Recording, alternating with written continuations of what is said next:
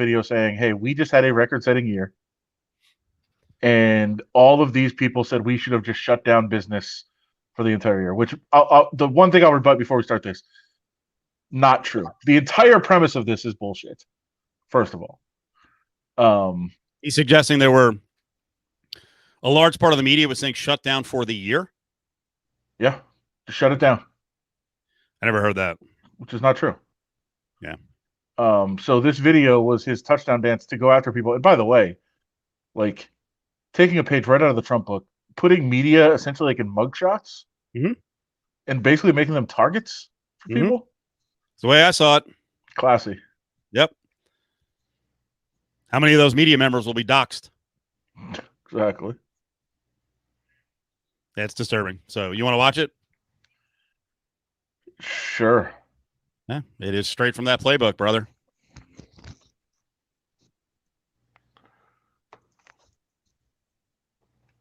It's very heroic, though. That's my favorite part. It's very heroic.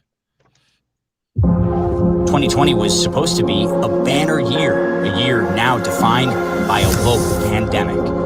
The NBA is suspending the season. MLB spring training, NHL regular season, March Madness canceled. It will forever be known as the day sports shut down. Who's that guy?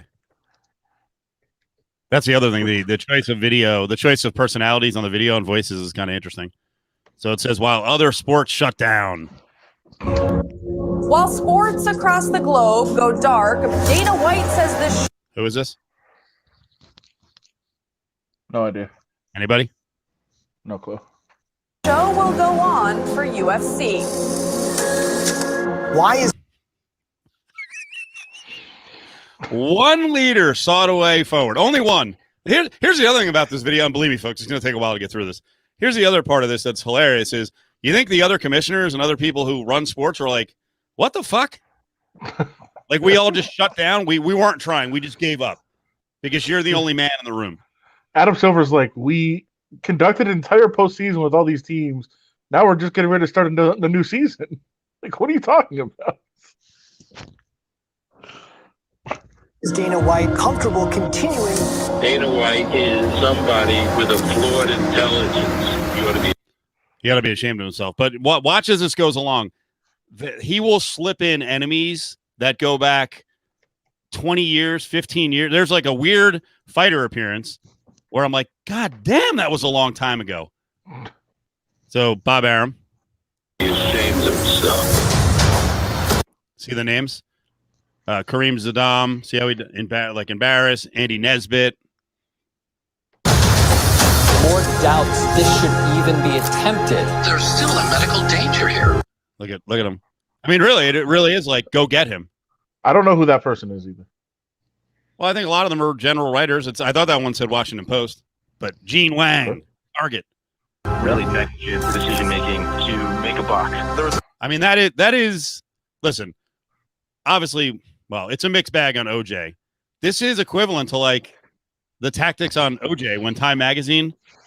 Now, of course, there's a lot more. That's super sinister. You're basically going after people of color and making him look more menacing.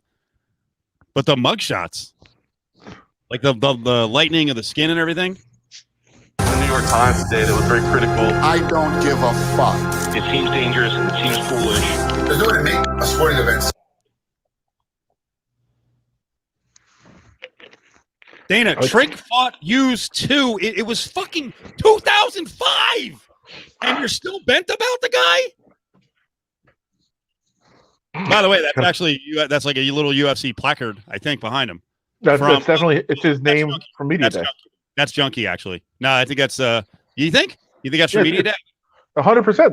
That's the banners they use at Media Day. Oh my God! All right, let me shut up for a minute.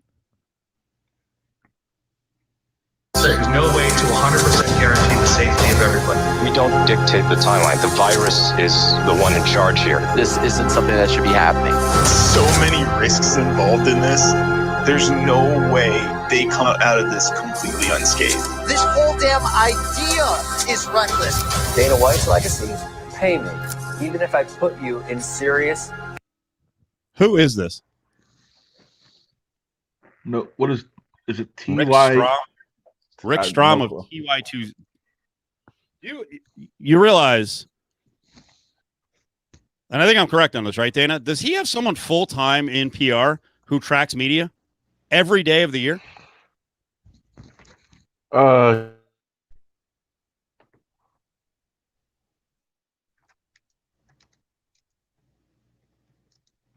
you still with us? Yeah, I'm here. You can't hear me?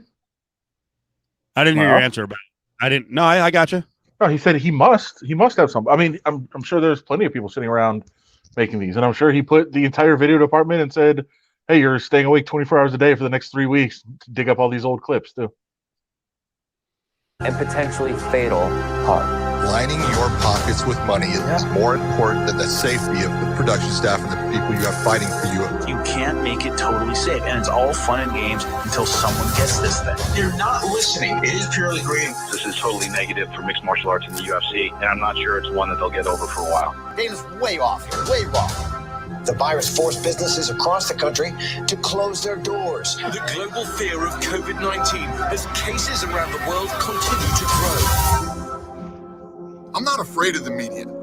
Why should anyone listen to the media? Who are these people? What makes them experts? What have they ever accomplished? They criticize me for even trying to find a way forward because it's easy to criticize from the sidelines when you risk nothing and do nothing. But we need to fight this thing. Instead of panicking, let's find solutions. Is it feasible that UFC could go off in a month? I don't see how. 3 fight cards have been announced in Jacksonville. On our way to Jacksonville, baby.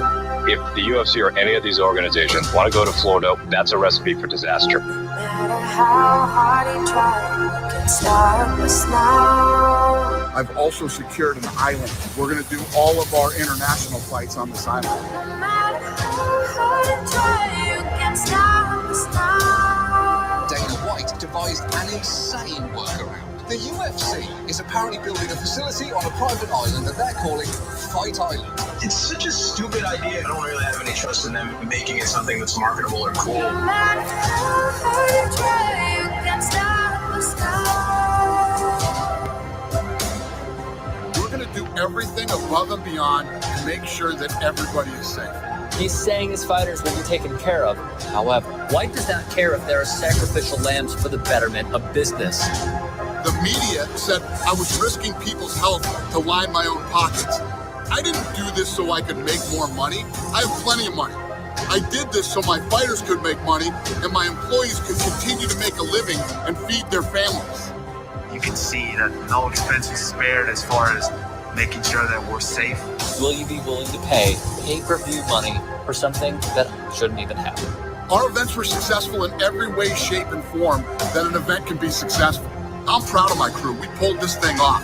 That's what we've always done, and that's what we're going to continue to do.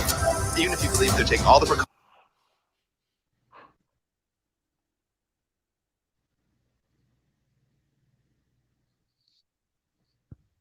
So I think actually a former fighter, Josh Thompson, is in there.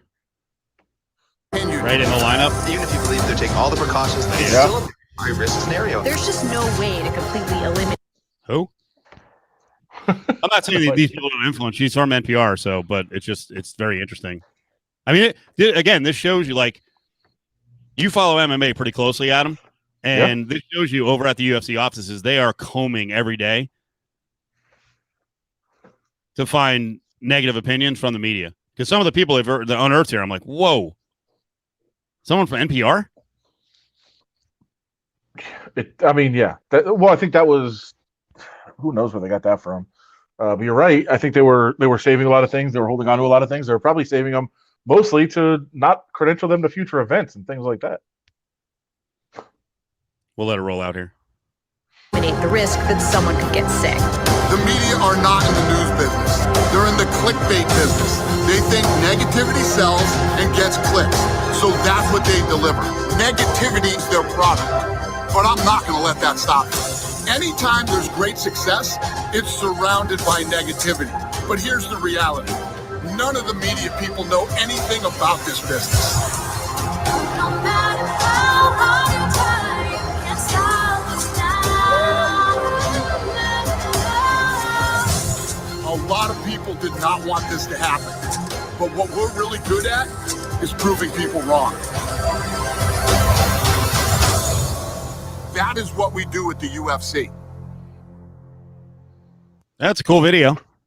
I don't know if the premise is accurate. They did overcome a lot, and there were a lot of people who, back in March and April were like, hey, it's not safe. They can't do it. Got to see it to believe it. So he did a good job. And for the most part, we think the fighters were safe, and they had a breakthrough year. But go ahead, Adam. Well, first of all, the video is complete and total bullshit, obviously. I mean, that goes without saying. You just pointed it out, and it's a very, very, very important detail of all of this. In March and April, the media, including myself, was very critical of the UFC's decision to do an event in California on an Indian reservation with no protocols in place, nobody overseeing it, no plans whatsoever for how people were going to do things. In fact, if you remember, they mailed tests to people. They mailed tests in the mail to fighters, the few media that were going to go, managers, coaches, all of that, and said, here, take this and send it back in. Like, that was their plan. It was garbage. They were asked several times, what are the protocols for this event to happen? Nothing. All the hospitals and medical centers in the area were contacted. Are you providing an ambulance or paramedics or EMTs or anything to this event? All of them said no. We haven't heard about this. We haven't been contacted about this. Because guess what?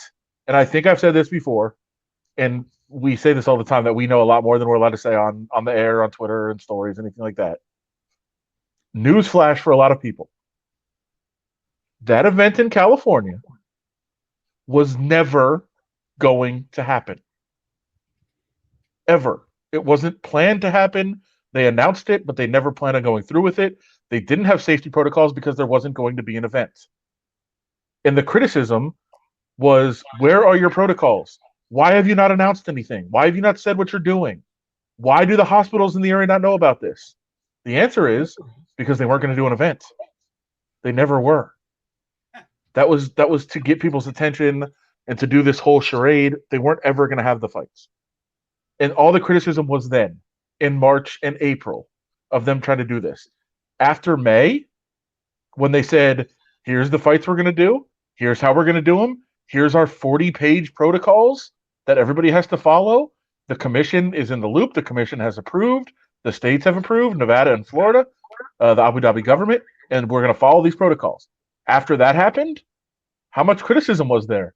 Not much. There was things here and there. And there was some criticism of, like, by the way, I attended the event in Florida. I went. The protocols that they had on paper were really good. I wrote this, and I said this on the show. The protocols on paper were really good. They didn't actually follow them. The Florida government was total bullshit. And they let the UFC do what they wanted. And guess what? Those first couple events were a mess. Remember, guys were showing up with COVID, hanging around other guys. It was a disaster. Then they came to Nevada, and Nevada actually made them follow the protocols that were on paper. And guess what happened? The media was like, hey, they're doing a good job. This is actually okay. They are following the protocols that are on the paper. This is good. And so what did the UFC do? They took all these clips from March and early April and are playing them like people were saying this in May and June and July, which just is not true. It's total fucking bullshit. And, our friend Luke Thomas went through, and I know, listen, he has a viewpoint for sure. That's fair. But he went through with facts. And he did you see this thread earlier? I did, yeah. Yeah. Yep. So he went through and he said, okay, let's go through each of these videos one by one. It's worth noting that the UFC had two different coronavirus experiences. Once they began working with commissions in May, especially Nevada and Abu Dhabi, virtually all the criticisms went away. That's exactly what I just said, too. At that point, they were working inside updated state medical protocol or beyond. Exactly right. That's all anybody wanted. That's all anybody ever wanted. Mm-hmm. So all these things that the UFC is showing is from before when they were trying to do it rogue. When they tried to say, we don't need a commission. We don't need anybody overseeing us. We don't need protocols. We'll do whatever the fuck we want. And rightly, the media was like, no, that's not good for the fighters. I was just having an argument with somebody on Twitter. And, as I pointed out to him, and doesn't seem to care because I don't think he's intelligent. I said, okay, if everything was on the up and up, everything was cool, why were fighters and managers reaching out to me and saying, hey, please find out what the fuck is in place? Are we going to this event with nothing? Like, nobody's doing anything? Nobody's checking on anybody? Can you please ask them, like, what is in place for our safety? That's part of what, and I don't think I'm alone. I think a lot of the media were getting those calls and those texts. And I think that's why a lot of the media was asking those questions on behalf of the fighters and the managers and the trainers and the coaches and everyone who were terrified, but also didn't want to say anything because they were scared that they were going to lose their jobs, which is completely ridiculous to operate in that kind of fear. But either way, the overwhelming majority of the pushback came before those protocols were put in place, of course, is true. The first article in the video is cited from March 15th, early in the pandemic, following the show in Brazil where there was no COVID testing. Most global sports had stopped at this point. Now, to be fair to the UFC, all the fighters were already there, right? They were already in Brazil. They'd already gone through their weight cuts and everything else. That's when the sports world kind of shut down. And the UFC was like, okay, we're going to have this event on Saturday. It's probably going to be our last event. They went through it. I think it's fair to question it, but at the same time, like, they were already well into fight week by the time that this all happened. The next video is from the space prior to the rescheduled UFC 249, still in April, where 5 UFC shows had already been canceled. It's critical of White for announcing the UFC 249 and pulling Nurmagomedov off because he didn't know where the fight was going to be when he was like trashing Khabib, all of those things. The third one's a reaction from the day where Disney and ESPN asked UFC to halt its efforts after it planned to stage an event in California on Native American territory. Middle April, still before commissions even had updated their own COVID protocols. And this was them trying to put on an event that wasn't sanctioned and wasn't approved by anybody. And they were completely going around everyone to try to put this on. And as I pointed out, they were never actually going to do that event. That was all for the hype. Fourth, a Washington Post story that's essentially an aggregation of tweets from an epidemiologist expressing concerns over UFC in Florida's COVID protocols ahead of UFC 249. There's a New York Times article ahead of the planned Tachi Palace event. That's the one that wasn't going to happen.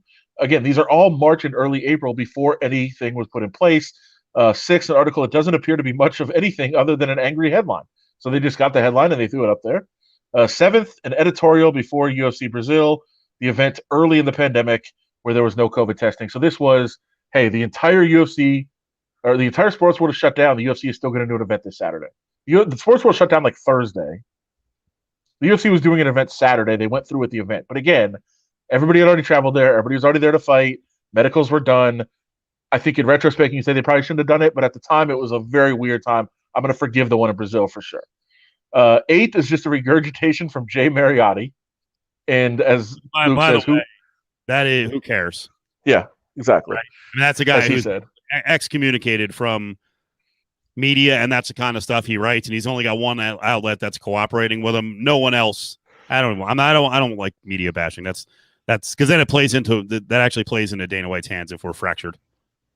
Yeah, but again, all of these are very early on when it was absolutely fair. Even now, to look back and criticize what they were trying to do. Again, they were trying to circumvent any kind of regulation whatsoever and do an event with no protocols.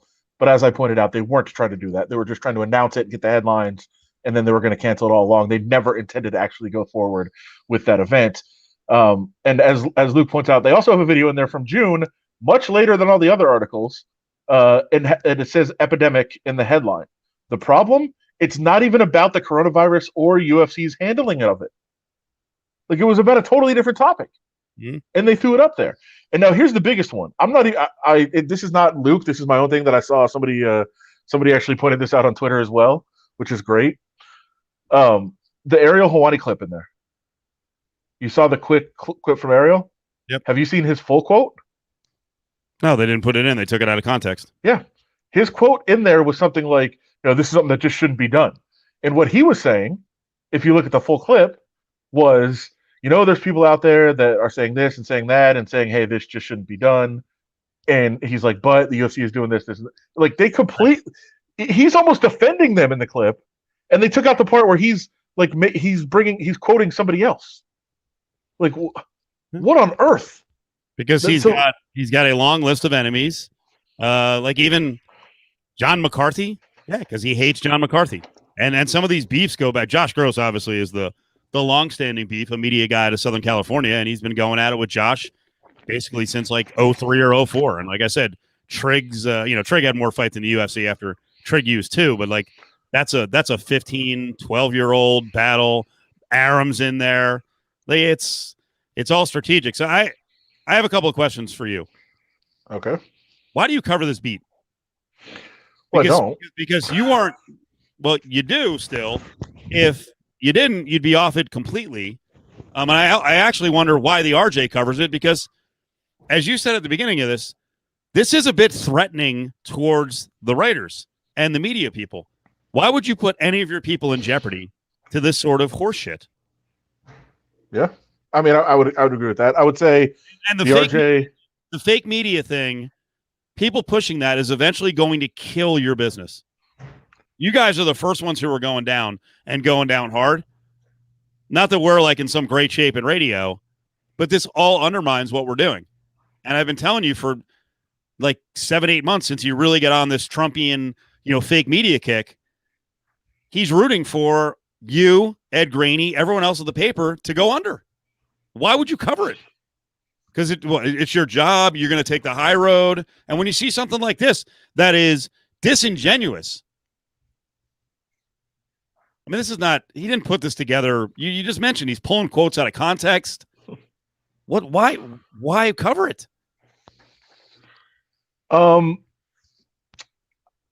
First of all, I just enjoy the fights. I wish the other nonsense wasn't there. But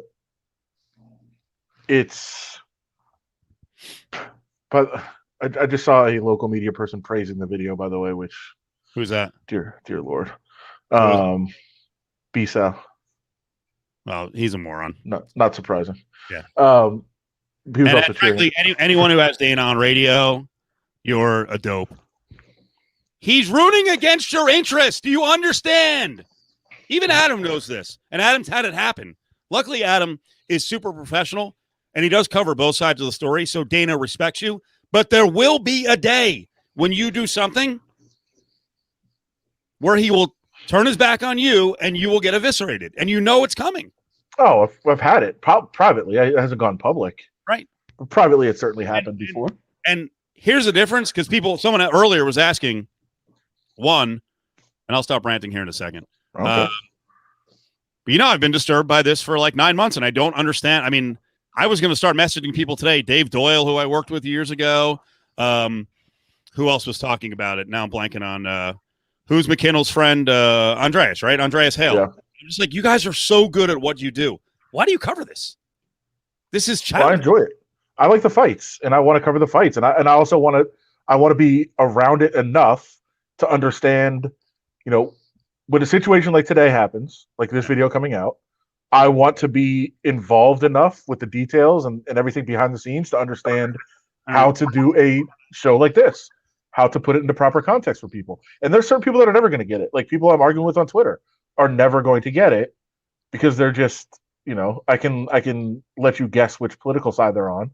But they just have this whole like, Dana's right. Like, okay. Like sometimes he is wrong. And this, how do you possibly defend taking something so completely out of context? Like just take that one little part of the video, and that colors the entire rest of the video. How could you defend that? You can't. And like to argue with, again, I know way more about that April event than I'm saying and that I'm allowed to say.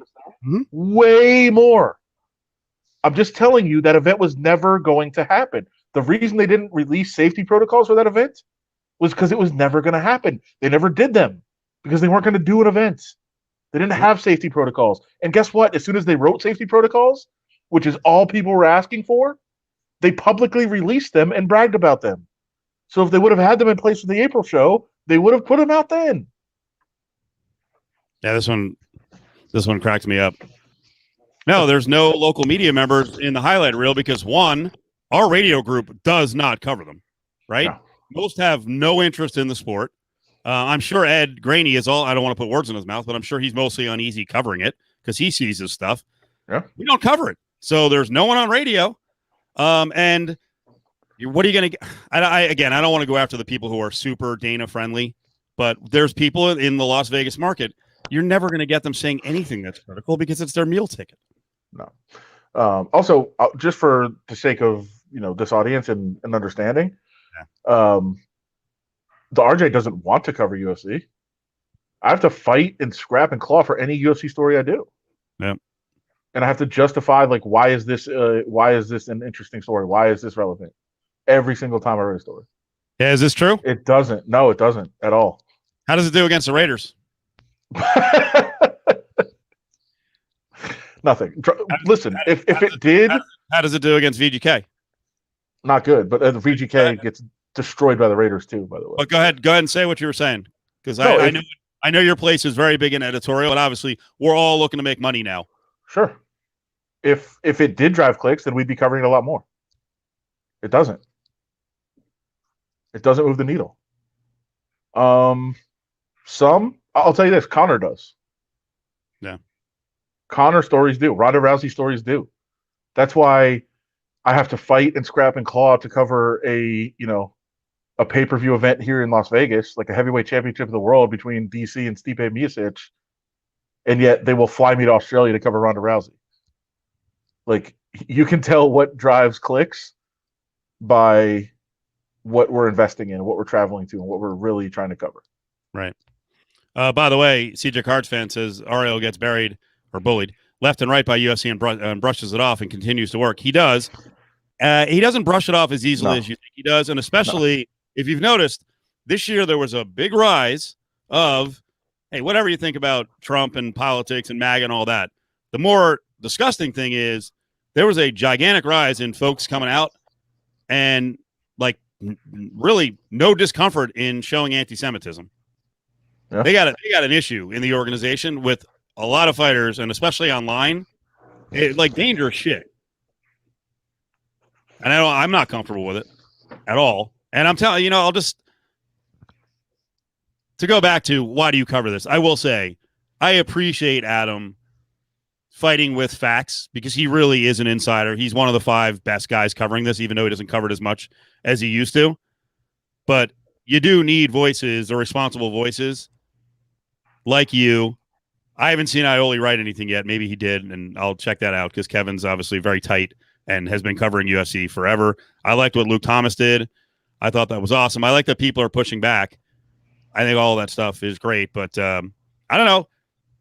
Is ESPN going to back Ariel? He used stuff out of context. Do those guys care at all about their employees and their beat writers and their beat personalities? It's your partner. Can you imagine the NFL producing this kind of video and going with a hit list, and someone from CBS is on there, NBC, ABC, ESPN?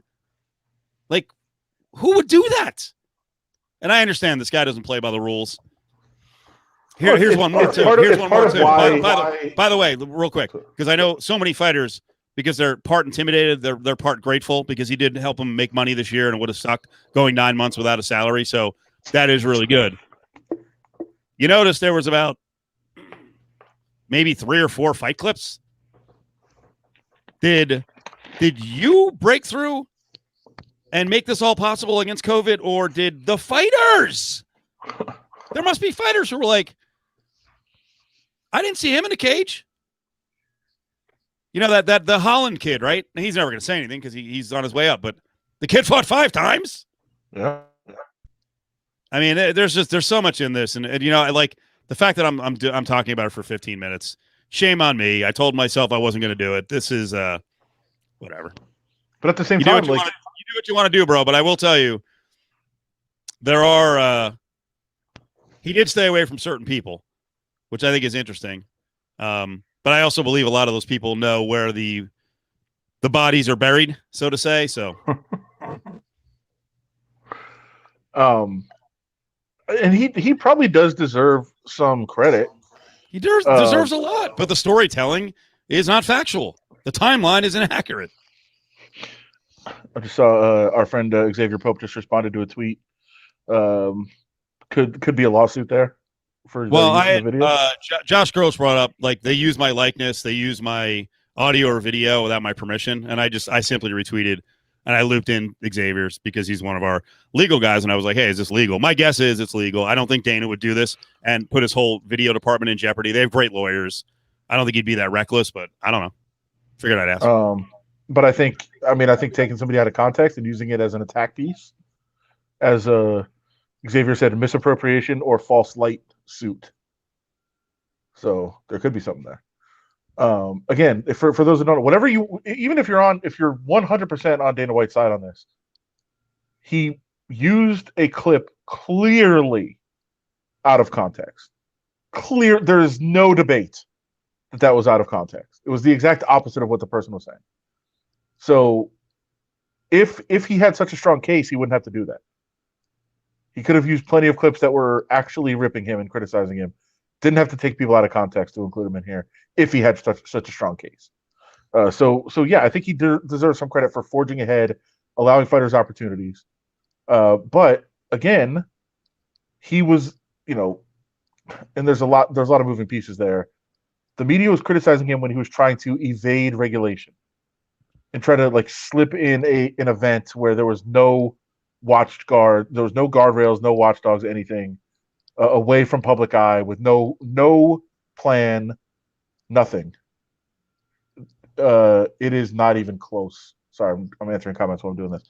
5 times it's not even close. 5 times? I don't know. It's multiples. I don't know if it's 5.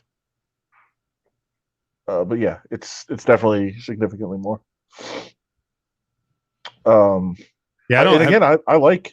Adam, have we had a fighter on this year? That's a good question. I don't think so. Maybe early,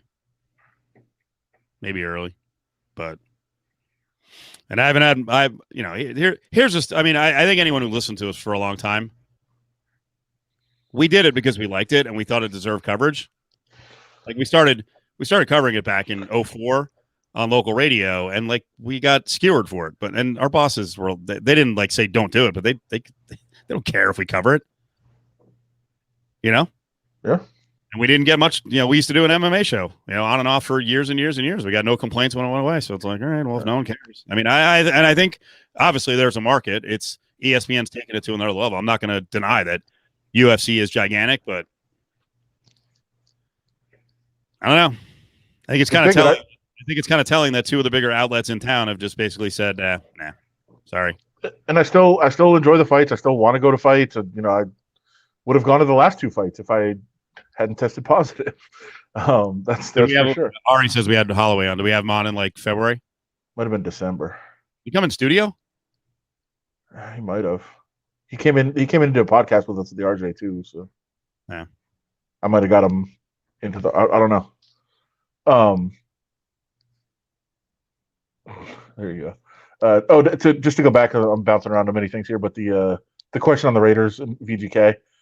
Keep in mind there are reasons. I'm not saying the Raiders are more popular in the city than VGK is, but think about how much traffic we get from LA and the Bay Area because we are not, I guess patting myself on the back or whatever, but I mean we are the main outlet covering the team, and there are fans in all over California and all over the world that love the Raiders. And so we're getting traffic from everywhere. VGK is very, very exclusively Southern Nevada. Involved in this, there's no way they come. If people are wondering what the hell we're talking about, it was a pat on the back video Dana White put out for the UFC forging on, and they did a good job. It's just that it really turned out to be more of a bash piece on especially a lot of young journalists, a lot of new people that I've never heard of covering MMA. So, and to me, it's I don't know, it's a pandemic. If he's motivated by angst and feeling like he's got to beat people. There's a lot of people out there though. They need these jobs to feed their family. They've got houses, they've got rent, and it's just fuck them. So that's the attitude. But that's also the other thing about this. I love one of my favorite things that has been said many times by both Dana White and fans that are supporters of Dana White. They're like, why are these people saying this is dangerous and it shouldn't be done against their own self-interest? Why are they saying these things? They should be supporting the events because it pays their bills. Exactly. These people, these journalists that have, or these media personalities, whoever, that have been cited here, and the ones that have been speaking out against the UFC doing events early on. Again, it didn't happen once they got them sanctioned and regulated. It was when they were trying to circumvent all the regulation. But the people that have said this are doing it against their own self-interest, are doing this and saying, hey, listen, people's safety is more important than my job. Like, how do you trash somebody for that? Even if you think they're wrong, that needs to be applauded. As believing the safety of people, believing the safety of the athletes and employees and the people of the cities where the UFC is going is more important than their own personal paycheck, how do you not applaud that? Even if you think it's wrong. It's amazing. How do you come to grips with media people like in Vegas who are like, good job? Like, do you not know what's going on here?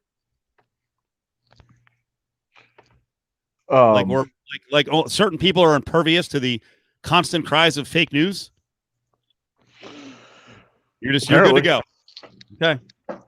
I think that's also an ego thing, thinking you're better, more important than anybody else, and if there's only one media job left on the planet, you'd have it.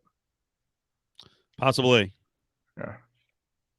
I don't know. I don't want to bang on local TV, but I watched one of the local TV reports last night, and I think the goal is to cover the Raiders down the middle. No, it is. I mean, to go on a local sportscast and kind of laugh at the Raiders because they got eliminated from the playoffs. It's like, what are we doing here? You know, like if that's your bid on talk radio, I mean, I guess. But and by the way, every TV station in town seems to be a partner of the Raiders. So yeah, it's true. We're going on TV and mocking on them. I'm like, I don't know. TV people I've never understood. So. One more of them puts a camera in front of my face when I'm holding out my recorder is going to get the camera knocked off their fucking shoulder. Well, I mean, I did tweet out the other day that, there was a lot of cheering going on in the press box. Oh, really? It was TV people. Yeah. Who was it? It was TV people. Well, the guy I thought they've been mentioned already. The guy who I thought had a mocking tone was Ron Futrell, so I gave my name. That makes sense. The lowest number on the local dial on television, their crew was very much cheering.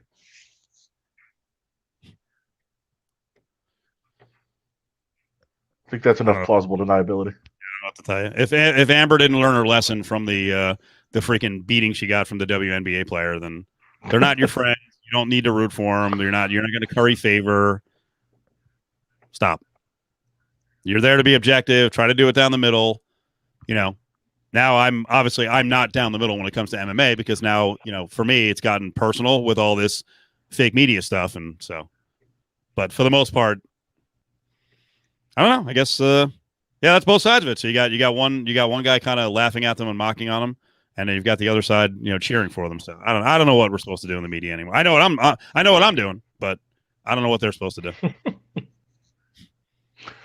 It's tough. So, and again, I don't want to say they're ripping different media people because then that's the red meat that the morons who thought the Dana White video was good and fuck the media and they don't know anything. And again, I would extend it to fuck their families, fuck their parents, fuck their house payment, screw them on rent. I hope their family starves. Okay. As long as we know what game we're playing. True. It's a wild world out there, Steve. Yeah. Yeah. I'm a sports guy 06. I'm well aware of that. So I don't really pay attention much to B-Sam. So. Yeah. I didn't know what that meant. So do you think ESPN will step up and publicly back Ariel? No. Man.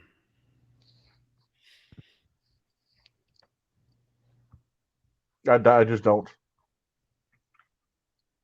Yeah, I know what you meant. Okay, we know. I don't know that it's on their radar. I don't know how much they care. And they're broadcast partners with a company that is saying and the company's leader saying fake news, it undermines their effort. They're killing your business. Now, on one hand, they're helping because of the fights, but on the other hand, I don't know. I guess, you know what? I guess he's as powerful as, because he's got a TV deal with him, I guess he's as powerful as, you know, maybe not as powerful, but in the same league with Silver and Goodell and Bettman and whatever the baseball guy's name is, Bobby Manfred. I think ESPN could also look at it as it's not like this is circulating that much. Like a small sphere of MMA people are like obsessed with it right now. It's an inside deal. I do, but Adam, I do think there are a lot of casual sports fans because it is a fuck the media circling the wagons. There's a lot of people in the country who are into that. Yeah, but I think if ESPN addresses it, it makes it a much, much bigger story. This is a good question. Do I think if Le Batard saw that video, do I think he would say anything about it? He may. I don't know. How much more? I know he's out on January 4th. He might be on vacation, but I mean, that would be interesting if, Le Batard on his way out, because he and Ariel seem to, have a pretty decent relationship. Maybe that's what Ariel should do. Go on Le Batard's show one last time and discuss this, because a video like that's got to, Le Batard cares. Whether you like him or not, he's got a passion for what he does and, for the medium and journalism. Yeah, I think for sure. And because it's just so disingenuous. I think that's why it can become something on his radar. But again, I mean, maybe just having 2 shows left for Le Batard, he's like, I got other things to talk about. Yeah. You don't want to waste time with this nonsense. And again, it's nonsense. Like I care about it. If you follow my Twitter, you know that I've cared about it tonight. Obviously, you care about it, and we care about it because it's a topic that we discuss a lot. But for most people, I think it's just like, okay, Dana White made a stupid video. Yeah, I'm sorry. We went on and on and on about it, but it irks me. It's fine with me. That's what I've been talking about all night. So, do you think Trump told Dana to do the video? I think DJT's got a lot going on right now. I don't know that he's. Does he? I mean, is it straight from the Trump playbook? Of course it is. Yeah, of course. And in a way, when you watch it, I mean, it can be evil, but it is brilliant. But you also see how propaganda can be a really dangerous thing and take us down really awful paths. If you can freaking mind control enough people out there, there's no arguing with them. You can't throw facts their way. Like you said, you're sitting there arguing with these MMA, and a lot of them are, Fred with 7 numbers after it. It's like, who am I even arguing with? This isn't even a person. Yeah. But they're also like, you just don't know anything. I'm like, okay, well, I know a lot more than you. Like, I don't know what to tell you. Yeah, like I do. Somebody, actually, one of the people was like, you're just whining because Dana won't return any of your calls. I'm like, okay, that's it. He texted you last week to wish you well about COVID. Was it last week or the week before? 2 weeks ago? 2 weeks ago.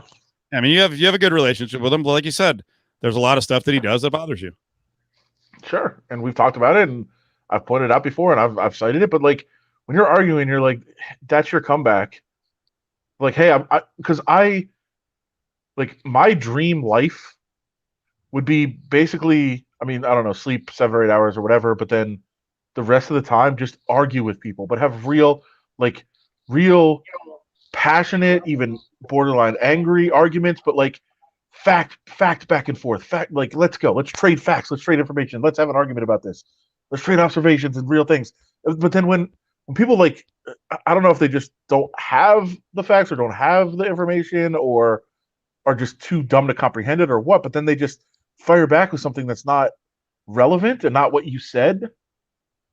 Like it's very frustrating. Very frustrating. But I want to keep arguing. I want to keep having, and I go back to like a fact response, and then it's like a non-fact. Like, come on, man. I want to have these. Like, I would argue all day, every day if I could, but I can't find people that will actually do that. So it is interesting outside of Ariel. I think like of the main 6 people who folks would know, and more people should know you. Like 5 of the 6, I don't think got attacked with some like altered photo and shading over their highlighting over their name, right? Ioli, you, Okamoto, John Morgan. Who am I missing? Ariel. Who else is like a top 7-8 person who's been around for 15 years plus? Gross made it in there, but so he's in that top 7. He's had to work on the outskirts for the most part. He got a gig with ESPN, but ESPN didn't back him years ago. There's some of the younger people that I really like and I think do a good job, but yeah, they haven't been around for a long time, right? And they kind of evaded any real criticism. It was mostly like Brian Campbell got crushed from CBS. That guy, so ridiculous. Yeah. I don't know, Brian, but I saw him retweet something tonight, and he said, "Well, let's shoot our shot here. Who else was talking about the issues back in March and April and shedding some doubt on the whole thing?" Joe Rogan, and he retweeted a Rogan podcast. And by the way, Rogan basically backed out for a while from broadcasting. He's like, "I don't trust this. So go after your own color voice." It's part of the clip that if you want to go look at Brian's Twitter, he said, "Okay, if we want to take shots at people that were questioning the safety, as you said, let's look at Joe Rogan." In the clip, Joe Rogan's like, "Yeah, I don't think it's a good idea." He's like, "I'll tell you this, I'm not calling the fights. Like, I'm not doing it." Yep. So why didn't he make the video? Why didn't you include him? That's the same time frame everybody else was doing it. Yeah. All right. That's 53 minutes of my life I can't get back. I want to fucking now I'm more angry than I was yesterday with the Jets. All right. Now that was bullshit. I don't get that sad and depressed often. Pretty resilient. That was just ridiculous. Now I have today's show. It took me a little while to get over it. Was it I'll cathartic? say I'm back tonight. It was a little cathartic. I was going to rant and rave about it so often, and then in the middle of the show, I'm like, no one here cares. I mean, it's an interesting national story, and the Jets are a freaking joke, but there's still time left. There's still time left. We still got 2 weeks. Did me slicing my ankle open during the middle of the show like take all the steam out of your Jets anger? A little bit. Yeah, You're welcome. Yeah, it's a little bit of is it the worst thing ever? I mean, I will tell you, last night, because you start to think about it, and when you're very invested in the team, you get incredibly worked up. I mean, I'm not. You heard some of the rejoins today. If you didn't, and I was screaming in the past about like been a fan for 42 years. They've never had a franchise quarterback in 42 years. You realize how insane that is? And like I was on the doorstep of maybe getting a 10, 12, 15-year guy, and it just got potentially pulled away unless the Jaguars lose here in the last 2 weeks. The way we have our house set up, we've got like 2 TV rooms that are back to back, and I have a little TV wall, right? So the game's over. It's probably 15 minutes after. I'm just sitting there depressed. I walked around the corner, and I go, listen, I'm not trying to be morbid, but I tell the SO, I go, again, I'm not trying to be morbid. I go, I just want you in my obit, I want you to include he never got over the Rams win. No, loss. No, win. Win. He never got over the Jets win over the Rams. That was it. He was done. I just went downhill from there. However long I live, just went downhill. I just lost all my steam. No energy. Wait, but that would imply that like Saturday of this week was your high point. If everything is downhill from here, well, I guess you could have been up and down, and then everything's down from here. Like I'm never going to be up again. Right. That's it. It's downward spiral from here on out. The Jets, think about it. The Jets are, if they don't get Lawrence, my guess is they're not getting a franchise quarterback. And there may not be another Trevor Lawrence. Who knows? There could be one in 2 years. It could be one in 10 years, right? But I could be like 60. They go another 10 years, right? 50 to 60. They have no franchise quarterback. It's like, I'm done. I got to live to 90? I have to start eating healthy and like try to survive another 30 years? You saw those Cubs fans? There were like 90-year-olds who died 2 weeks before they won the fucking championship. They never made it. But yeah, she was like, don't talk about your obituary. Cut it out. I was like, just put it in there. I was never the same. Oh, when's the right time? You never know. It could happen any day. Like, you got to think about these things. But I also like, and I know, your SO's a sports fan, so it's slightly different, but not entirely. But there's almost nothing more frustrating in life when those around you just don't get it. It's the worst. She doesn't know Trevor Lawrence, so she's not a college football fan. She's not following the freaking draft. But you're at least in a better spot where she understands like sports fandom. Oh, if it was like just a, I mean, well, I'm trying to think back. Any other longtime girlfriend, none of them would have got it. They'd be like, "Shut the fuck up! You got to cut it out." She gets it because, and she's a fan of a team that's been snake bitten. But even her, this year she's getting, she's a Chargers fan. She's getting mad on Sundays, and I'm like, "You have Justin Herbert. I have nothing. Like you are in decent shape. You've got hope." Boy. Oh boy, is JVT still here? I don't know why. We were just having the discussion. Yeah, he is. He just said he just posted. Adam and I laughed at those Cubs fans. We did, but also, God, we were also having the discussion about Herbert. You guys are ridiculous on this. It's I mean, he finally bounced back against that crap Raiders defense with 6 starters out. But man, the last month has been ugly, real ugly. If you grade him against another top 10 quarterback, he's got 27 touchdowns and 10 interceptions as a rookie. It's arguably the greatest statistical rookie season in NFL history for a quarterback. Right, but this is a team that we expected to be a playoff team that is not just not winning. Stop with the winning thing. You're doing the Josh Allen bit. Stop. Right, but it's not like he took over. Most rookie quarterbacks that play for teams that were, 2-14 or 3-13 and have no real hope. The Chargers came into the season as a team that were expected to at least compete, if not be in the playoffs. Like this is a far underachieving team. What was their win total? Was 7.5 or are those 8 or 8.5? You guys are ridiculous. I'm not playing this game. Right, but Herbert came out. It was great, far exceeded expectations. Just looked great. Just looked like a really good player.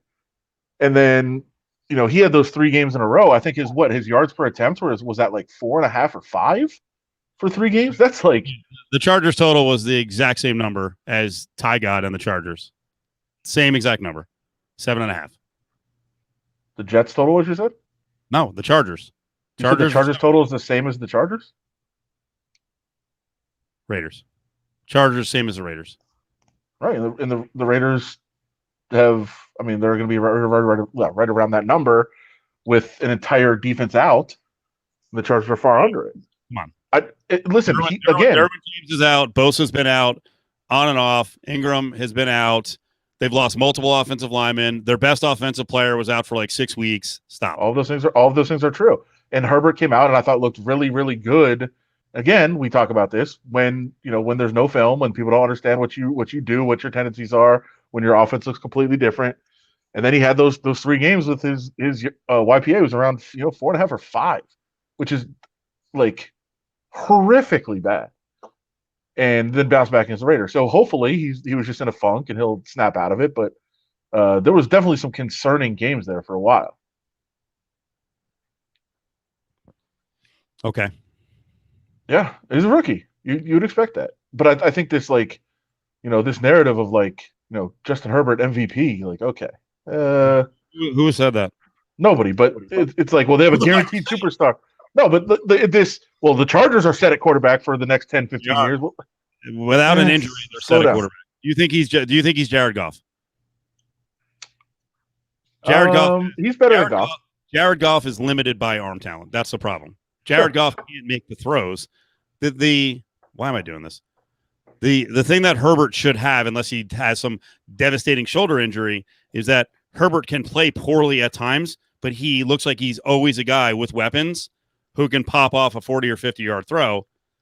That's something special. Not everyone in the league can do that. Sure. Nobody's arguing that he hasn't been far better than expected, for sure. But you start looking around and saying, okay, there's been some troubling signs. Let's hope that that's just a funk and not the league starting to figure him out a little bit or some regression or any of those things. Who's better 5 years from now, Herbert or Mayfield? It's close. Baker's been great too. Is Stefanski still there? Look at the reversal of course on Baker. Is Stefanski still there? What, 5 years from now? Yeah, I don't see why he wouldn't be. If Stefanski's not there, then I'm 100% correct on this one. Herbert will be better than Mayfield. Mayfield will be partially responsible for Stefanski going bye-bye unless that's Stefanski. What I'm saying. But you know my belief always is situation and relationship with the quarterback and the coach and everything else. Like Stefanski has made Baker Mayfield really good, and if Stefanski's still there in 5 years, then sure, I would say that Herbert will be there. Who's better, Herbert? Excuse me, that Mayfield will be there. 5 years from now, Herbert or Josh Allen? Herbert. Who's better 5 years from now, Lamar Jackson or Herbert? Lamar. Lamar is younger than Herbert, right? I think Herbert's 23, so is Jackson? I think Lamar's 23. I think he's 23 also. Yeah. Although Herbert could be, he might be. I think he's 23. I looked it up the other day, but he actually did stay the extra year of school. Right. He's the rare guy who actually likes school. Yeah, and wasn't even sure he wanted to play football. Herbert's 22. So he's younger then. So he must have been a 17-year-old when he got to Oregon. Yeah, Lamar's 23.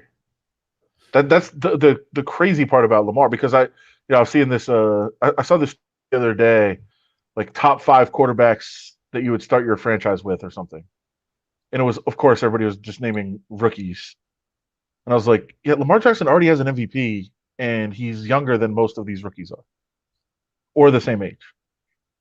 That's insane.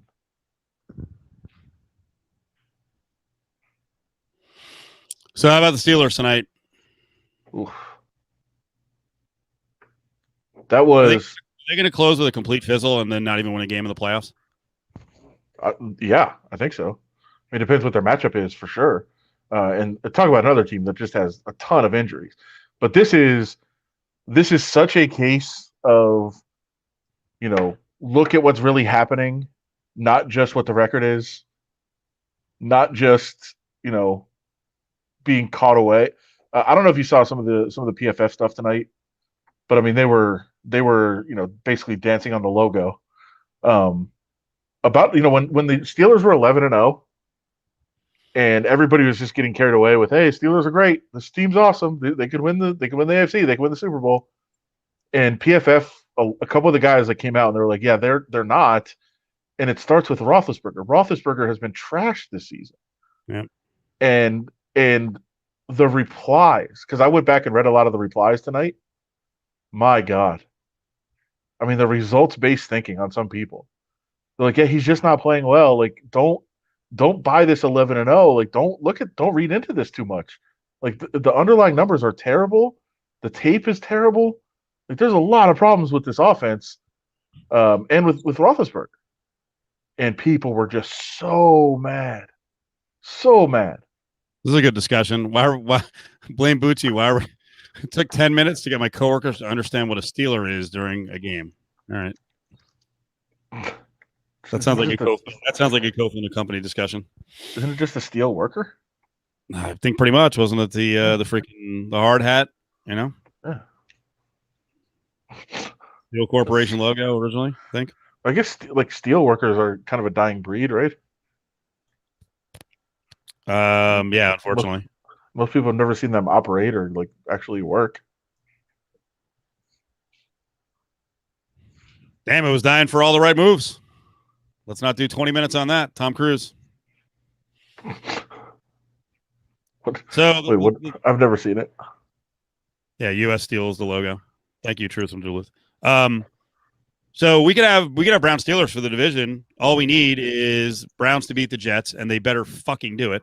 And Steelers lose to the Colts on Sunday, and we got Browns Steelers for the division title. Hello. Isn't it, if it's a 3-way tie, can't the Ravens get in? I don't know. This is from Graziano, Dan Graziano at ESPN. I'm not sure. I thought the Ravens needed a 3-way tie. Okay. The Ravens could win a 3-way tie, but they can't win a head-to-head tie. I'm not sure about that though, because I know that there has to be a way, because I saw they were like 1% or something on the New York Times site to win the division. They weren't eliminated yet. Yeah. Sorry, I blame Bucci. I forgot that you're in Poland, so that yes, I could see people in Poland not being up on NFL logos and team names, mascots. And by the way, while we're talking about the New York Times upshot, it's so fun for those that haven't done it to just go on and play with the simulation. You can change the outcomes of like all the rest of the games for the year and see who would get in those circumstances. But the Ravens they're at like 1% to win the division. So there has to be a way to get in there somehow. I just don't know what it would be.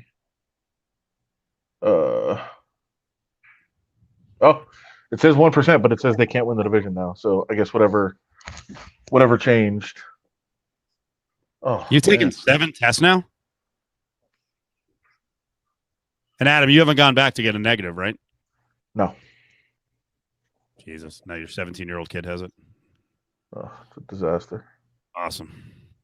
But there is something very weird. Like I know 2 different groups now where everyone in their family has had it except for one person. Really? So like it's clearly very contagious, but at the same time, like there's some weird cases where you can just be around somebody. I was about to give away who it was. I don't want their personal stuff out there necessarily, but a friend of ours, girlfriend had it. They sleep in the same bed, and he never got it. It's very weird. They live together, stay in the same bed. Like you would think it's a guarantee, but he didn't get it. What? No, I just thought of something. Does anyone in the chat room have they had their? I thought someone last week said their parents got one of the early rounds of the vaccine. Has anyone else? Anyone know anyone directly who's got the vaccine? Oh, I do. Okay.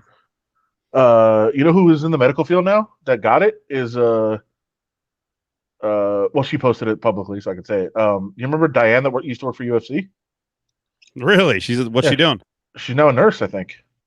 Oh my God! And she posted her picture getting the vaccine today. Good for her. Yeah.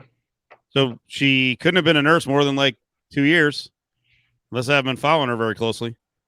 I think she was going to school while she was doing all the other stuff. Oh shit! Can you imagine being a nurse for like a year, 18 months, and all of a sudden you have to deal with COVID? This is your introduction?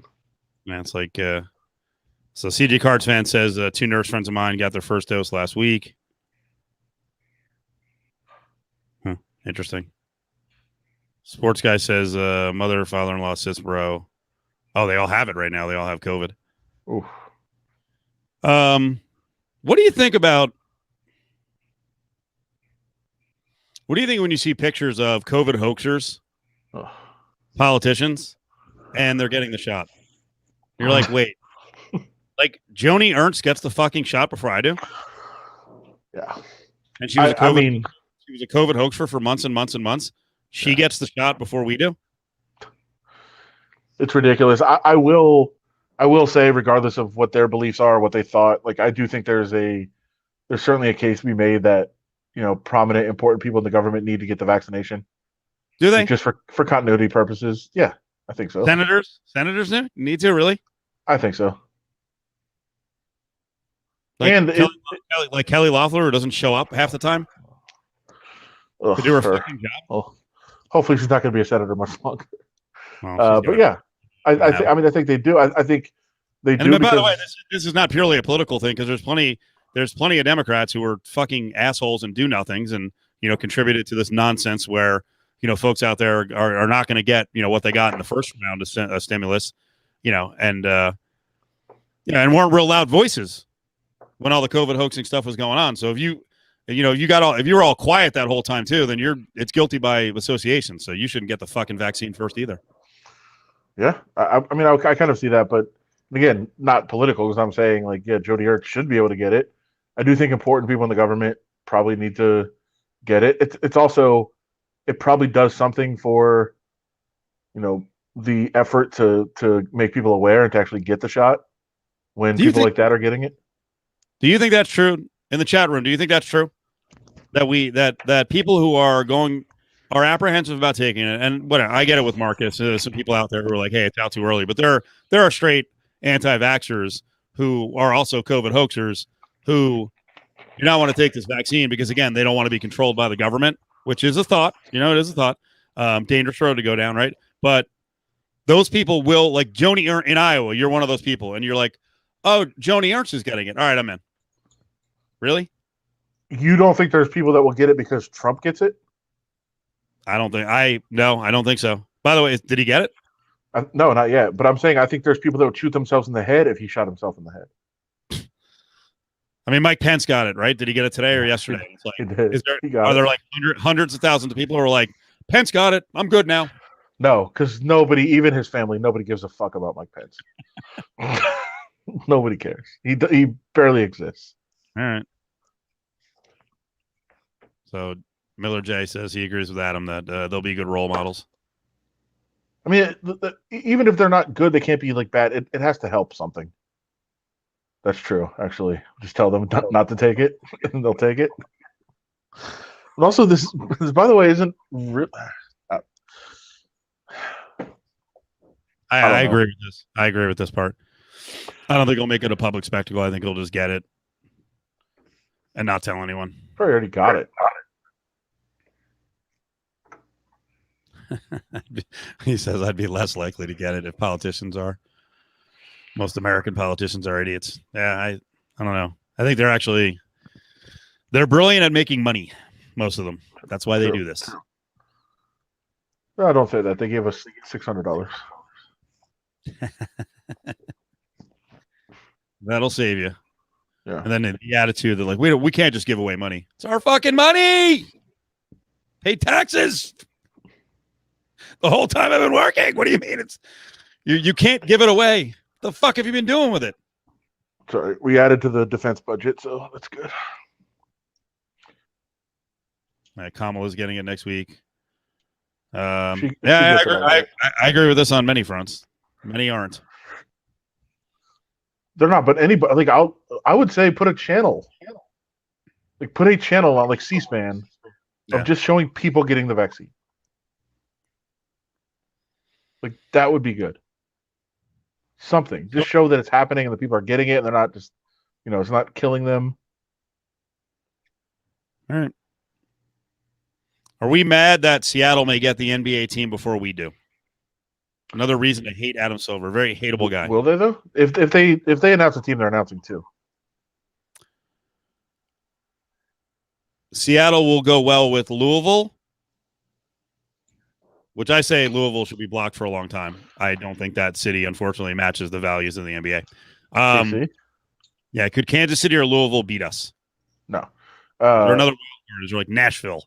No, Vegas, I'm still of the belief that Las Vegas is guaranteed a team in exchange for taking on the Aces. I think that deal was done. So I do think Las Vegas, whenever they announce it, Las Vegas is going to be one of them. I think they're going to announce two teams, and it'll be Seattle and Vegas. And if for no other reason, did you hear the Mark Cuban interview the other day? No. So I think this all started. I think the reason that Adam Silver even spoke about it was because Mark Cuban insinuated that Seattle and Vegas are getting teams. He didn't say it. He didn't say it. He kind of, he was just discussing. Sorry. They were just discussing like the possibility. He said, well, we have, cities like Las Vegas and Seattle waiting. And he said something that we talk about. I mean, he basically said, now I'm putting words in his mouth. This is not what he said. But if you read between the lines a little bit, he kind of went with the NBA is going to go the MLS route and the NHL route a little bit. He basically was like, revenues are way down. You know what brings in a lot of money? Expansion fees. So massive expansion fee. Will it be the $550 that Foley paid for the NHL? If you're the NBA, don't you go higher? Yes. That was a joke. I thought you would do one of your hearty laughs.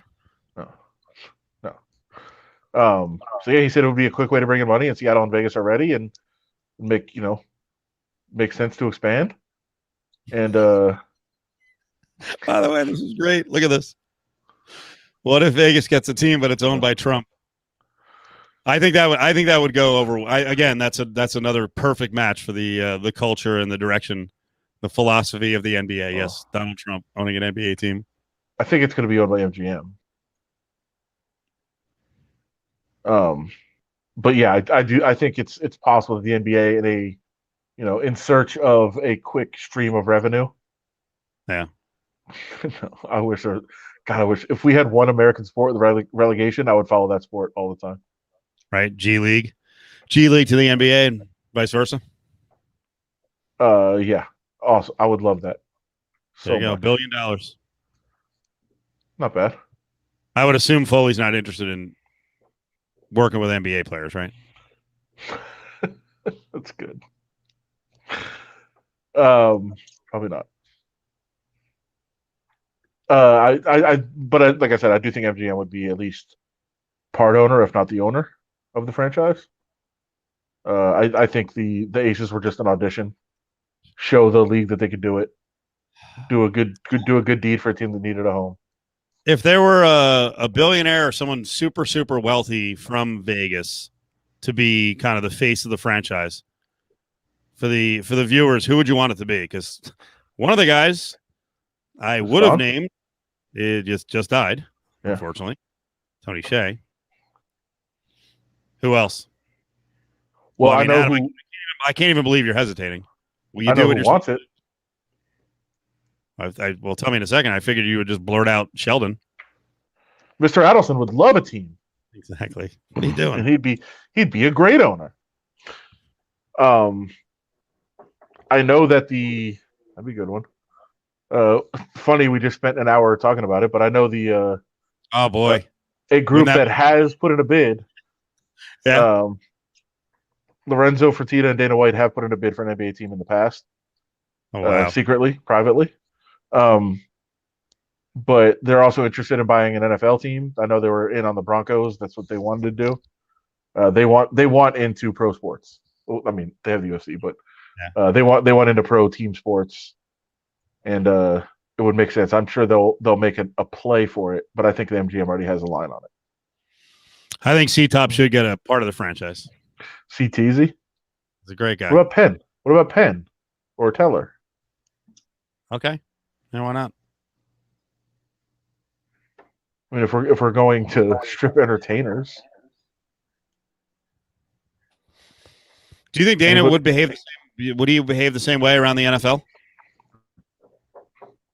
Like, why wouldn't he? Once you're in the club, yeah, fuck the NFL. Go at him. I mean, he may tone it down to get in. You're right, but then I think he would do what he wants to do. That would be interesting. Who are like our prominent, like, eccentric? Tony Hsieh was the perfect answer, but who are guys like that? You want Phil Ruffin, who's like 89, but has a wonderful property at the TI, and you should go to the sports bar, the Golden Circle Sports Bar, and it's got a sports book. Great. I believe he's from Wichita. Heard that from. Who is Ruffin? I think he is. Ruffin's from the Ta. Is that according to Samuelson? By the way, did you have any idea that there was earthquakes in Wichita? Ever or recently? Ever, but they just had one. Or like 2 or 3 the other day. Yeah. Never really heard of earthquakes in the Midwest. Yeah, that was weird. Yes, they're gonna. Vixen and Cinnamon from the Rhino have been saving up a lot of singles over the years. So, well, they've been struggling this year though. Just simply the Circa guy, like Derek Stevens. Derek. By the way, Phil Ruffin is from Texas, but did go to Wichita State. Okay. So. No, everyone's filling us in on fracking. Okay. All right, Ari. Okay. What about Ari's idea? Go ahead. I hate this idea, but Mayweather may have enough to kill on with someone. Does he? I remember chuckling. I'm sure he's worth freaking hundreds and hundreds and hundreds of millions of dollars. But Ari, do you know how much it takes to buy an NBA team? Yeah. It's insane. Phil Ruffin's worth 3.1 billion. I would guess he was worth more. And they're pretty selective too. Yeah. Does that 3.1 billion? Does that include what your assets? I guess it does, right? Your holdings, like whatever the TI and Circus would go for. I don't think he has like in a checking account. I get that. What I'm saying is, the value, say, of real estate isn't included in your net value. What you could get, is. Let me look up Stan Kroenke. What is Stan Kroenke worth? Yeah. I mean, it's I gotta would be- assume that when this thing is done in LA with all the other development on the property, that his $5 billion stadium could probably be sold with everything else there for like 10 or 12 billion. He's worth 8.3 billion. Well, I mean, that facility alone is probably worth that now. Yeah. Once the economy picks up and he starts building out the rest of it. Right now, it's kind of just land, though. It's a good piece of land, though. It's really good. It ain't on 63 acres. No. And he also owns Arsenal, which I forget. Curtis is here. What's up, Curtis? We got to get Curtis on here sometime. Yeah, this is a good idea. A group of investors with a former NBA player is part of the group, but man, they were not very friendly to Kevin Garnett in Minnesota. No. Now, part of that might be Glenn Taylor's like, you're not selling to any group that has that guy included. Like he's taking it to him now because they didn't get along. That'd be cool. Shouldn't now I'm blanking on his name. Who's the? He's got to have money, right? Who's the former Rebel? Remind me. I'm blanking on it right now. Who's the former Rebel who's been trying to build the Wet and Wild project forever? Oh, Jackie Robinson. Like you would think he's got to have some value, right? Or is he just the front person? I think he's just the front person, but I don't know that for sure. He's very passionate about it. I mean, they got to build something there eventually. I mean, I don't think he's going to lose on that one. No, it's super valuable property, obviously. Yeah, Seattle's interesting. It is interesting. They should get a team back. They should have never lost a team. That along with what's his face in LA, who's the racist scumbag Sterling. Sterling fucking the Lakers for 10 years by overturning the Chris Paul deal and letting a guy take the team out of Seattle are three of the worst things that David Stern ever did. Well, that we know about. Right. And trying to cover up, widespread fixing deals allegedly by his officials. Yeah, I think there's a long list of mistakes that there's a lot. I know. I hesitated when I named the top three because I'm like, there's probably something awful in there, really awful. Yeah, but yes, sure there is. Yes, threatening Stan Van Gundy with a mob hit that was too much. This one I remember at the time I ranted and raved. This one pissed me off. Funny how it comes full circle, right? Back in 2003, I think that was the year they did that, or 2004. It was really important that the players have a certain image, and now they're like, nah, you know what? Wear fucking sweatshirts. We don't care. Coaches got to do what you want. Well, with no fans, there's really no reason to wear a suit. You don't have to wear it. Don't worry about it. Yeah. But players, cut it out. So dumb. It's a new world. We didn't even know what COVID was back then. God damn it. I had one more thing to close on. We could spend weeks and weeks talking about the dress code because we didn't have to worry about games getting canceled every day. By the way, did you see the UC San Diego story? No. UC San Diego, it's their first year in Division I, right? There was a no sports policy for the first semester this year. So none of their teams have ever competed in a D1 game. Right. So the men's team was going to be the first ever D1 team to represent the school, I think, yesterday. And it got canceled for protocols. So the women were going to play today. So they're going to be the first game in the history of the school at D1. They're playing an 8-0, I think, UC Riverside team, winning at halftime. No. And the medical people were like, wait, we have a testing issue. Get off the court. Oh, my God. Yeah. Oh, so devastating. Because it didn't go 30 minutes, not an official game. So still no D1 games ever for the school. Jesus. And UNLV made it official that they're shut down through the year. I'm sure people saw that.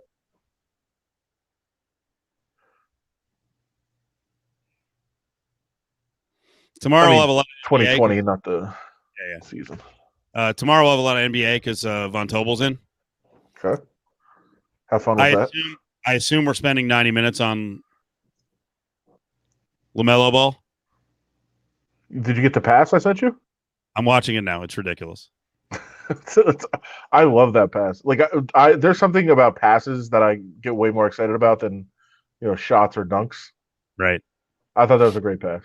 It's simple but great. It's the preseason, so you shouldn't judge too much. But it is good to see him not, getting overwhelmed, because I think that's what a lot of people expected. He is going to be a really good player. He should have been the number 1 pick. So just remember how much I talked about this.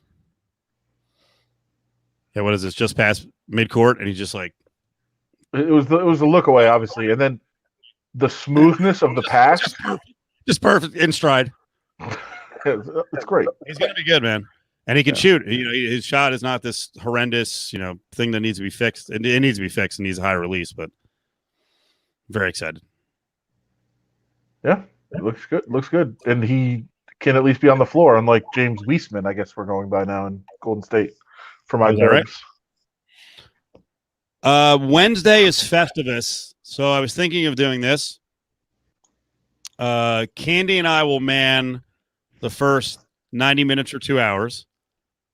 You're in at 4. You and I will go. I was actually thinking about taking calls for a bit in the 3, 4, and 5 hour. Love that Ari. Why do you think Ari likes it so much? Is it simply the production value, or does he just like us to get slaughtered and other people in the building potentially get slaughtered? I think it's the last one. I love this. We are going to roast you bums.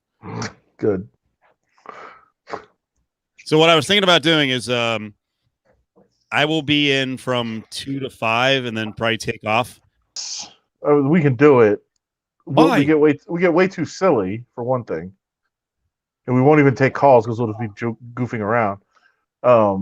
Also, I'm mad at John right now. You guys can do it. Tell me why you're mad at John in a second. No, you guys can do it. I do feel like when people are calling into the specific host, like it's been getting really weak with us. With the callers. Like fucking call in and if we've annoyed you, I know we have, like shred us.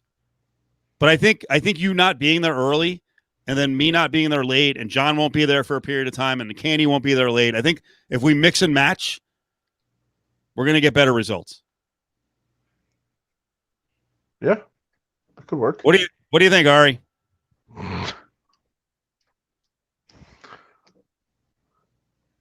Can we just encourage everyone? You can roast whoever you want, but make sure you have something for Ari. Please make fun of him. Wow. I hope you guys call in because a lot of the stuff we've changed the on-air side, the terrestrial side a little bit where we're doing more sports and we don't get into, we try to go fast. We didn't today. But so a lot of the stuff that people that we say on these podcasts isn't getting on the air. So certainly call in. There's plenty to mock on, believe me. Fucking, I'll take a good slicer joke or two. Eventually, that thing is going to lead to my coronary. Although the slicer's been down for like 3 months, I'm gonna buy a new one. My grand plan is, I expect to get a couple of gift cards, a couple of Amazon gift cards, and it's going to go right to a new slicer. Okay, that's my purchase. Solid, dude. I'm dying. I have so much freaking deli meat and cheese frozen. It's a shame. How long can it last frozen? Forever. Oh, good. Not really. No, not really. That's my philosophy, though. We had lettuce in the refrigerator today that said best used by December 5th. And I reached in and I'm like, it's not slimy. It's still good. And I got yelled at. He's like, it's December 5th. Stop. Throw out the salad. It's like 50 cents a salad. I'm like, all right. Yes. I like treason. I'm going to call in for the first time this year. Well, you know what? You'll be joining everyone else who'll be calling in for the first time because we've taken like 5 calls the whole year. Yeah, that's true. So please. I don't think he means the first time of 2020. I think he means the first time ever. Oh, ever? Okay. This year he'll be calling in for the first time. Yeah, you're right. December 5th of 1988. I think I actually, when I went through all the refrigerators and through the pantries and anything that was older than 18 got thrown out because we had some stuff that was from like 14 and 15, and I looked at it and I'm like, maybe no. Jesus, insanity. That feels too old. I don't know. You think? Yeah. You know what's funny? I went to tweet out the phone number today and I forgot it. Is it 364-1100? I don't know why. I had a brain fart. You know, every once in a while, I'll throw out a number from like fucking 12 years ago on like Sportsman Radio Network. That was longer than 12 years ago, but like 20 years ago. I think it's 364-1100. 702-364-1100. Here's the problem. I'm just going to warn you. Here's the problem with the tweet is I will not read tweets that bust on anyone outside of Cofield and Company. So, like, if you want to get after the guys on Raider Nation Radio or Fox Sports Las Vegas or even the morning show, I'm a little hesitant because if I read those and they think, you know, people think I'm going at them personally, and I'm like, I'm just delivering the message. But I think the caller's going to, you know, a call's going to work better. Are you saying certain hosts on Raider Nation Radio are sensitive? What? Also, what is the number? 364-1100 as Ari just said up there. I'll leave it up there. Yeah. It's by the way, should we give the back line? Ari, would you like that? Certain callers have a VIP back line. That's the way it usually works at a lot of stations. You can DM them. It's a back line. We do have a hotline.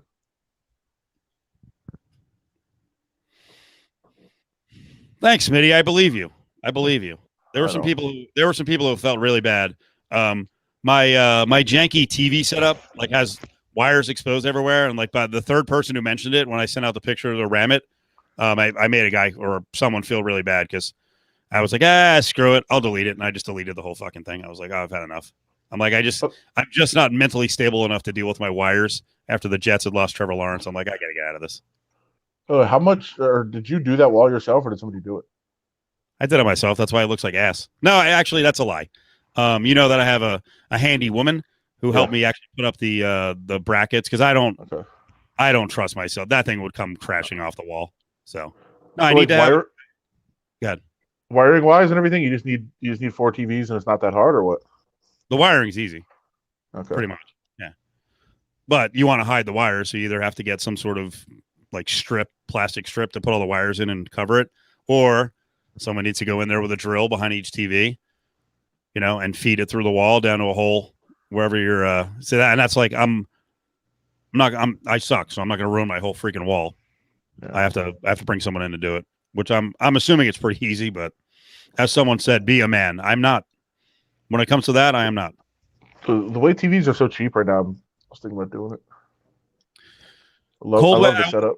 I will look for your tweet. I will probably read it, but if you're going to go after the morning show or the other stations, I probably can't read it.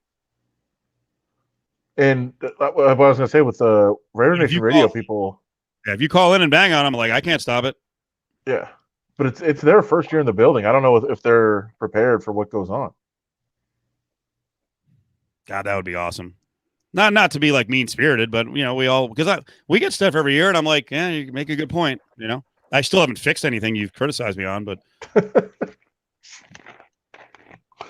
like Bill in Green Valley every year is like, dude, you set up so many times, you ask someone a question, and you never let them answer it. And I'm like, yep, you'll do that, idiot. Our show is 2 to 6 Pacific time. We'll probably do 3 to 6 Festivus. That's right. It's Left Coast Mike. I forgot you got banned for some reason.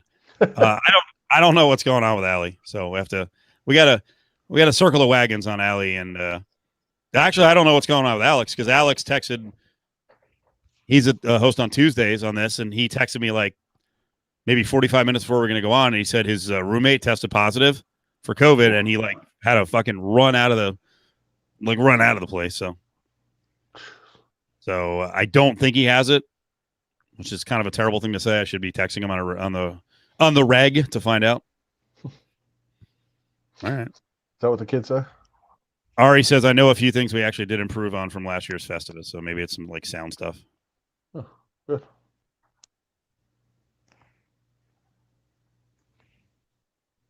Oh, one last thing I did want to mention because someone was saying is the handy woman in the ESO. No, It's one of her friends actually, but this lady's great, and she can pretty much do anything. She's flipped a bunch of houses, so she's been a big help.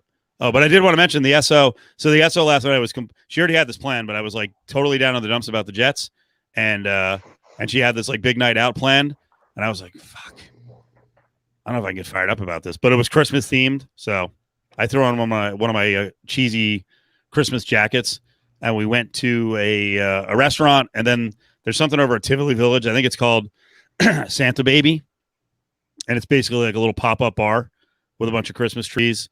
And oh boy, when's the last time you painted? Never. They gave us little plastic ornaments to paint. God, I'm like a caveman. Wait, that was yesterday? Yeah. Did she just delay the post? I feel like she posted that today. We did delay the post because I put one up too. Oh, because I saw her post on Instagram. It was like, we're going ornament painting. And I was thinking, wait a minute, it's like by the time the show's over and we're getting ready for this show, like when are you going ornament painting? I didn't think there was time. So it was yesterday. I can't imagine after the Jets winning, that disaster, you were in the mood to paint ornaments. Dude, it took me out of it for a little while. It pulled me out of the doldrums. It did. Did you paint like Jared Goff, like getting pushed off a cliff? You know what's funny? I didn't think about the Jets. I should have put like I don't know. I should have made some Jets theme something. But I can't paint. That's the problem. I can't fucking paint. What did yours look like?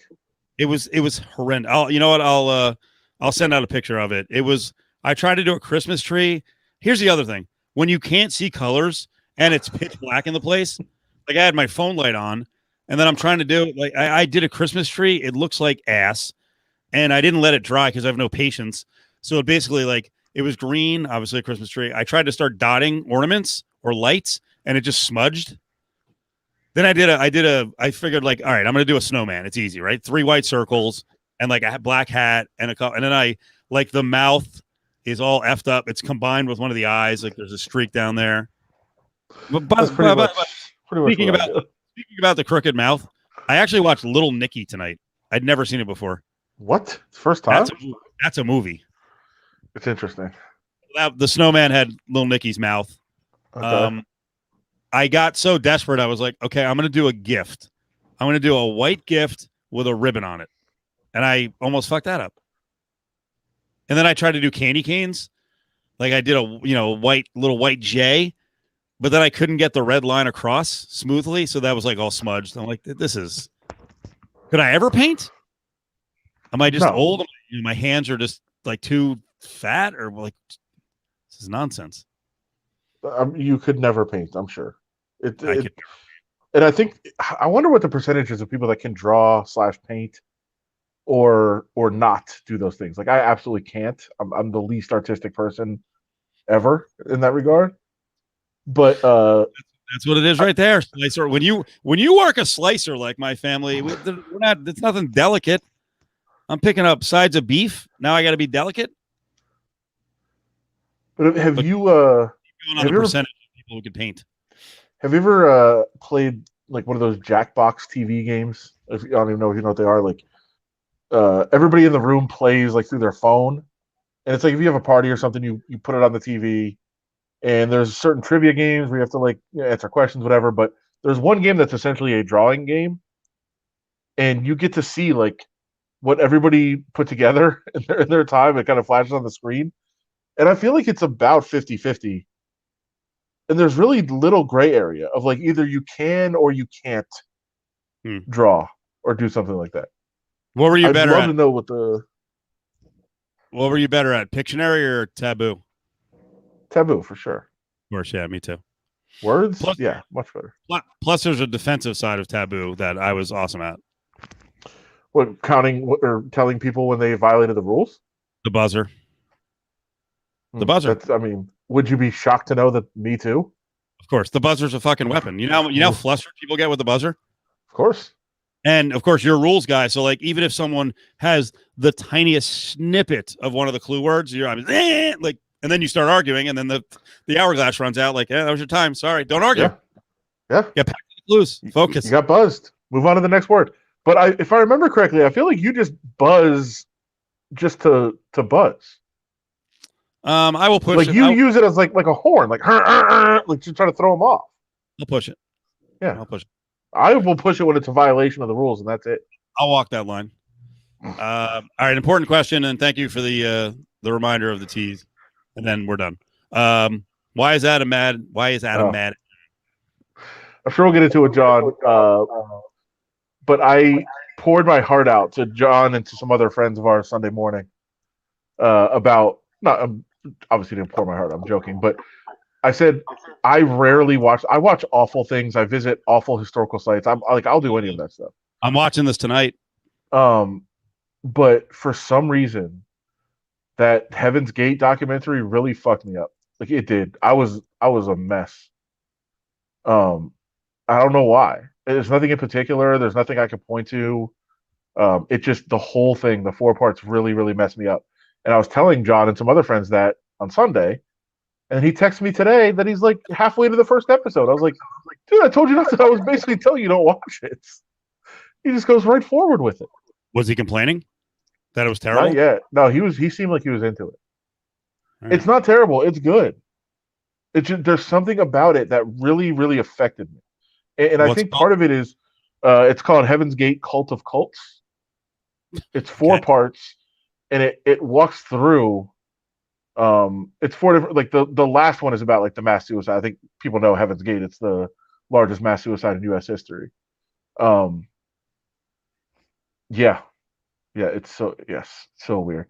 But like the first one is like the kind of the recruiting and the building up the first like 15 years.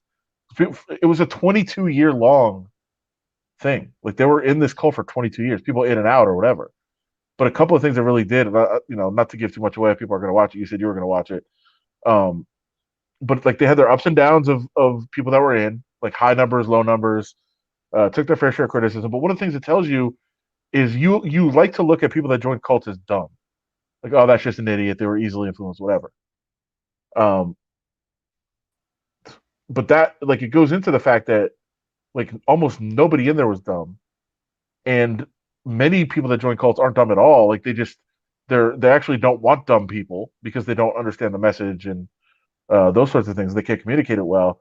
They want smart people, and it's just finding people at a really bad time in their lives and then getting into their mind and then them never recovering from it. But like, it's smart people that figured out a lot of things. They actually, one of the ways they made a lot of money was they were one of the first people into computers. They were like programming and fixing, repairing, all those things. But like, they were working in computers and they were making a lot of money into there. That's a good tease. Don't spoil it. I'm not spoiling it. But like, what happened after the cult with some of the former members is, and like I said, I'm not going to say, but the aftermath really got to me. Yeah, like that part I didn't really know, and that is really fucking weird. It tripped me out. It's good. And John ran right to it. Of course. Well, you sold it well. I don't know. It bothered me though, which is rare because almost nothing about nothing. Do you think right now you're more susceptible to being in a cult than in recent years? No. You're in a good state right now? What about 3 weeks ago? If they had welcomed you with open arms when you were in the middle, like the first 3 days of COVID, are you gone? Are you in a cult? If they could have promised, like, nothing, you're good, you're free from this. Yeah, maybe. You would have been gone. Yeah, I was mentally really messed up. I'm glad your mother was there to make sure you didn't just escape. No, I couldn't see anybody or my dogs. I think that was the problem. I couldn't see my dog. It's very sad.